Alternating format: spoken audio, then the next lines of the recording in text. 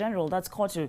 And we are going to be speaking to Francis Atwoli, who wants to give his sentiments on the reviewing of terms between Kenyan workers and the Arab countries. He's insisting that the government should be involved. A very good afternoon to you, Francis.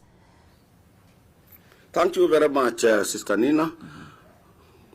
I have received a very disturbing video from one of our members, and I don't know how he got it about our own Kenyan girl who is being mistreated in Saudi Arabia.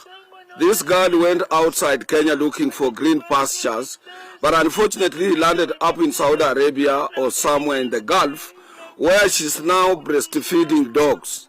She left her children and her husband in Kenya after 2 months of giving birth, and then when they realized that she's having, she can breastfeed, the employer, instead of giving her a proper job, he gave this girl a job of breastfeeding his puppies in that particular area. This is what I've been saying, that this is indirect slavery. And I want to appeal to our government to go the way the first government of President Kibaki under Phyllis Kandie as the Minister of Labor did.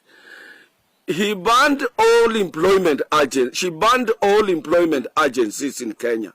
Because let this issue of our people, migrant workers from Kenya, be a government to government. Let government of Kenya negotiate with the government of Saudi Arabia on terms and conditions of service, be it in Qatar or anywhere in the Middle East, so that our people living this country can do decent jobs, not a job of breastfeeding dogs. This is very dangerous to our own country. It denies the dignity of our own people. It denies respect of our own people. It denies us our own citizenship as Kenyans who are from a free and independent country, a country that practices democracy, a country that can attract both direct and indirect investment and create employment for our own people. I want to appeal to the government of His Excellency President William Samoei Ruto to ban all employment agencies and review issues related to outside employment of this country as it has been always advocated for by the International Labour Organization, so that our people can have decent jobs there. And we better